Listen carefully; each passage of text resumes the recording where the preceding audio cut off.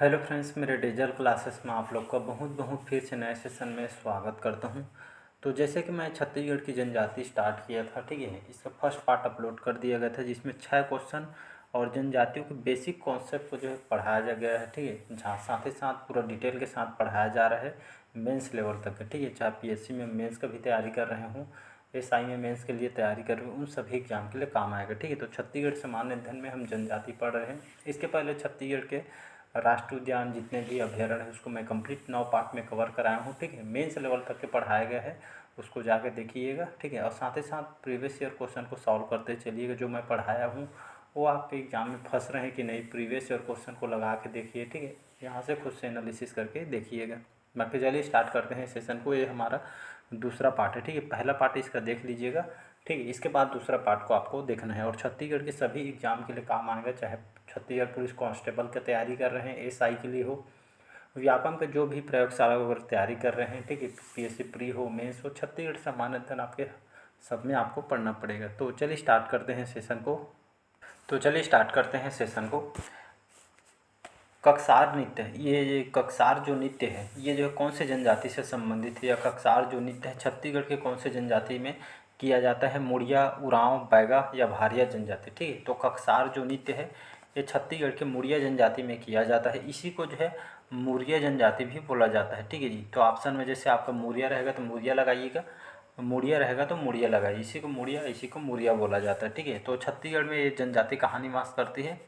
तो देखेंगे तो बस्तर, कोंडागांव में ये जो है इन जिलों में निवास करते हैं। विशेष करके इनके युवा गृह को जो है घोटुल बोला जाता है, ठीक है जी। इनके युवा गृह को घोटुल बोला जाता है, एक जिसका विशेष सामाजिक महत्व होता है। मुड़िया ये जो है कौन से कृषि, मतलब कृषि में कौन से कृषि करते हैं?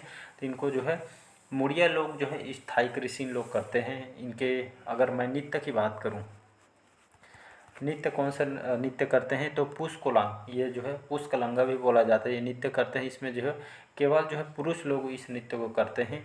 ये नृत्य बहुत इंपॉर्टेंट है, ये नृत्य को याद रखना है कौन कौन सा नृत्य किया जाता है। तो इसी जनजाति में जो है मांदरी नृत्य किया जाता है, ठीक है। मांदरी नृत्य के साथ साथ ये जो है कक्सार नृत्य, जैसे कि यहाँ पे दिया गया है कक्सार नृत्य, बहुत बार क्वेश्चन आया हुआ है कक्सार नृत्य।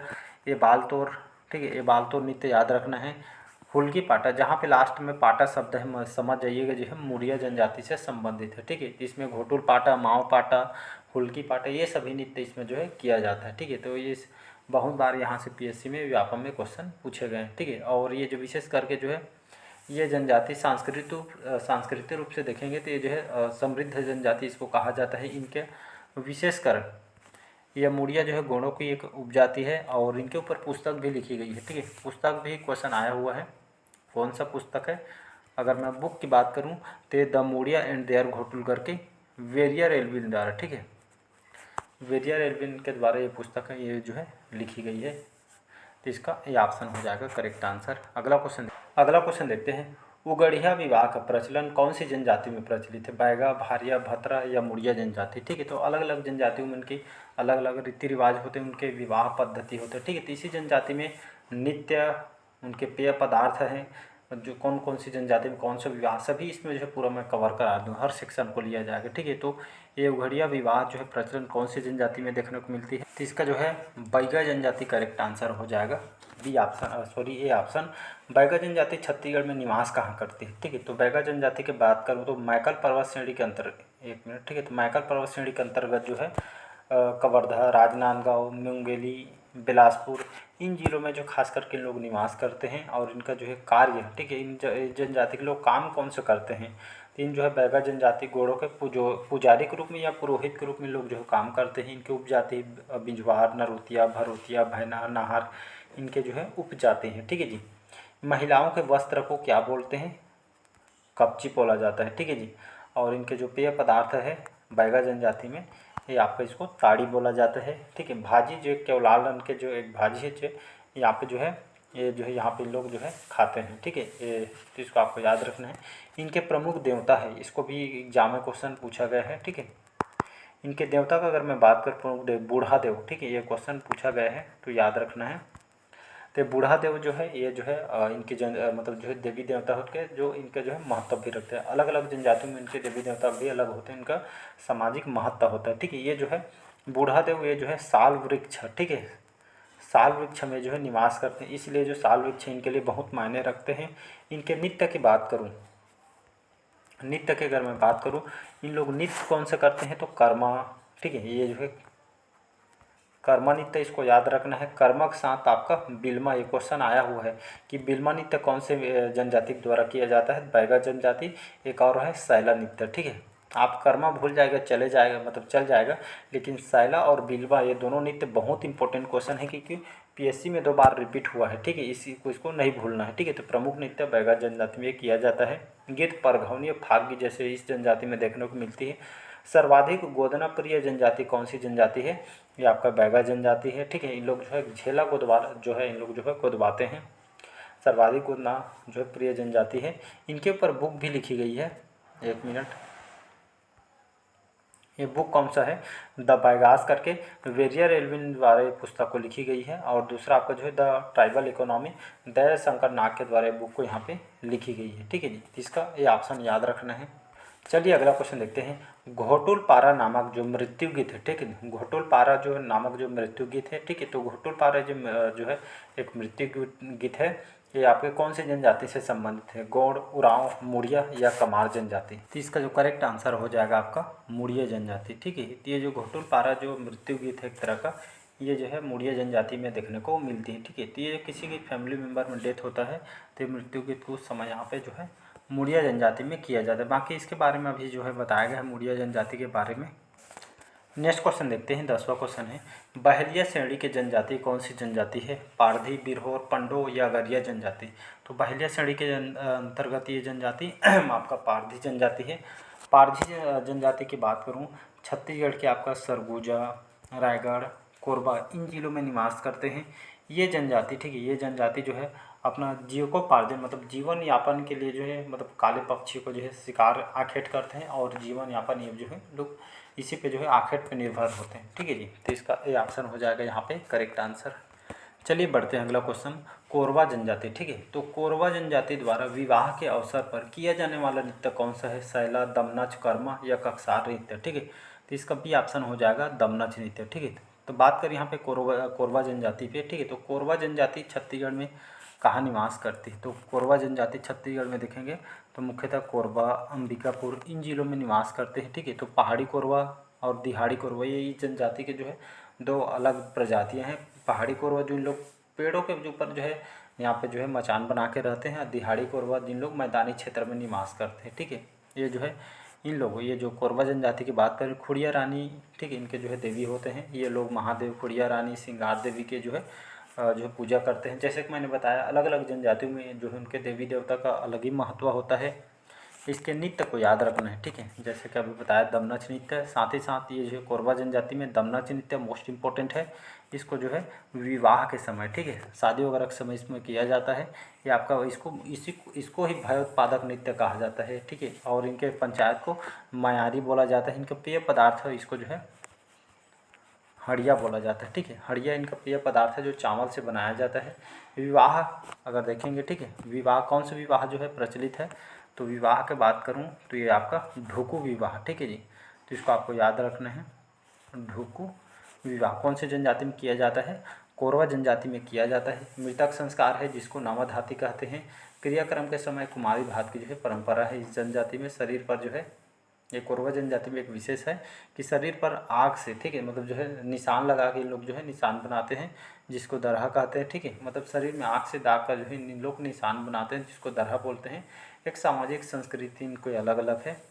5 वर्ष का आयु में तो, ठीक है, मतलब जो है 10 से लेकर 16 साल के जो है बहुत सारे निशान इनके शरीर में जो है बनाते हैं। इस तरह जो है इनके जनजाति में प्रचलित है। चलिए अगला क्वेश्चन देखते हैं, छत्तीसगढ़ की कौन सी जनजाति में विधवा विवाह को क्या कहा जाता है, पारिंधन, पेडुल, पाइसोतुर या अरुतो।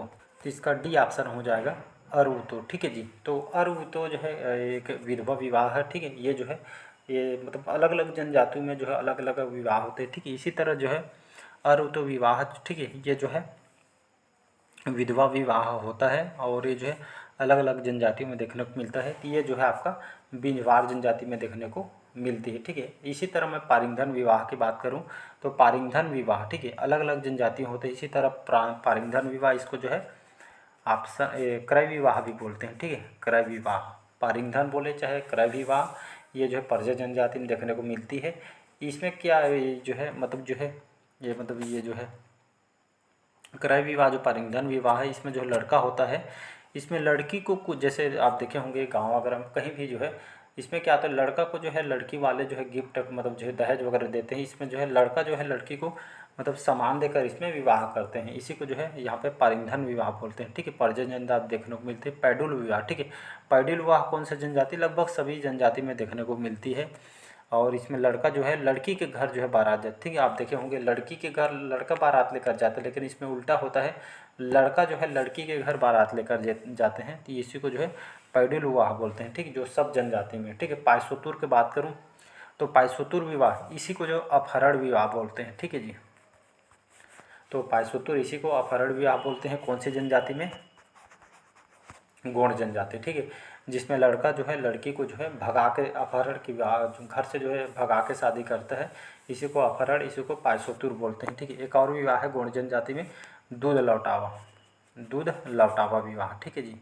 ये आपका गौड़ जनजाति में जो है प्रचलित है, जिसमें खुद के रिलेटिव मतलब माया, जैसे मामा घर, फूफा घर, तो खुद के बहन से जो है रिलेटिव के बहन से जो इसमें शादी करते हैं, ठीक है। इसमें जो है मतलब जिसमें मतलब खुद के रिलेटिव फूफा वगैरह हो गया, बुआ वगैरह, यहाँ से जो है शादी करते हैं, ठीक है।